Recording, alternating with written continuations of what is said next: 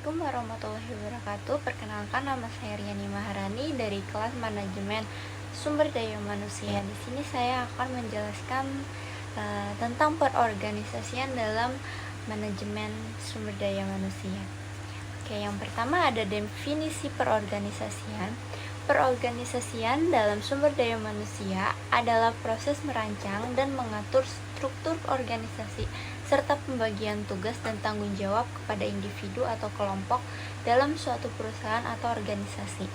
Tujuan perorganisasian adalah untuk menciptakan koordinasi, efisiensi, dan pencapaian tujuan organisasi secara efektif dengan memastikan bahwa setiap anggota tim memahami peran dan kontribusinya. Oke, selanjutnya ada tujuan perorganisasian dalam manajemen sumber daya manusia.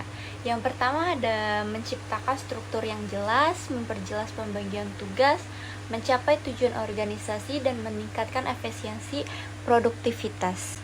Selanjutnya ada struktur organisasi yang mendukung sumber daya manusia.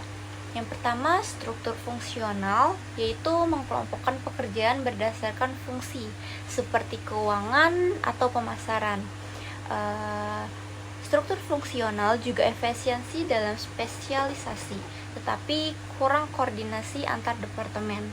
Yang kedua, ada divisional, yaitu membagi organisasi berdasarkan produk pasar atau wilayah, memberikan fleksibilitas dan fokus, namun bisa menyebabkan duplikasi fungsi. Oke, selanjutnya ada tantangan dalam perorganisasian sumber daya manusia. Yang pertama ada konflik peran. Konflik peran ini muncul ketika tugas atau tanggung jawab tidak jelas, menyebabkan kebingungan antar anggota tim. Solusinya adalah dengan menetapkan deskripsi pekerjaan yang jelas dan mendetail agar setiap orang memahami perannya.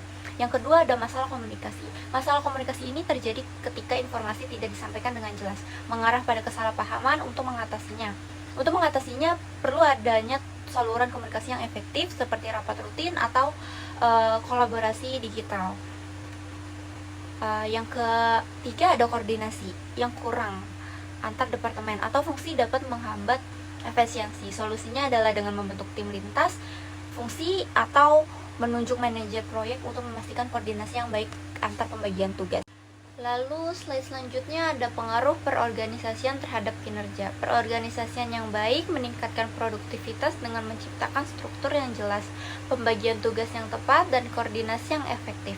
Hal ini mengurangi kebingungan duplikasi tugas dan mempercepat pencapaian tugas.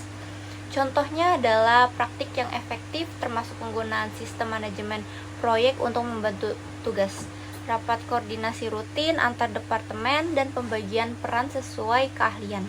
Semua ini membantu meningkatkan efisiensi dan kinerja organisasi. Oke, yang terakhir ada kesimpulan. Perorganisasian dalam manajemen sumber daya manusia bertujuan untuk menyusun dan mengatur sumber daya manusia secara sistematis agar organisasi dapat berfungsi dengan efektif dan efisien. Proses ini mencakup penentuan struktur organisasi, pembagian tugas dan tanggung jawab, serta penetapan hubungan kerja antar individu atau unit dalam organisasi dengan perorganisasian yang tepat. Sumber daya manusia dapat dimanfaatkan secara maksimal mendukung tercapainya tujuan organisasi dan meningkatkan produktivitas serta kinerja tim. Perorganisasian yang baik juga membantu memperjelas peran dan wewenang, mengurangi konflik, serta mempermudah koordinasi dan komunikasi antar anggota organisasi. Sekian dari penjelasan saya. Terima kasih.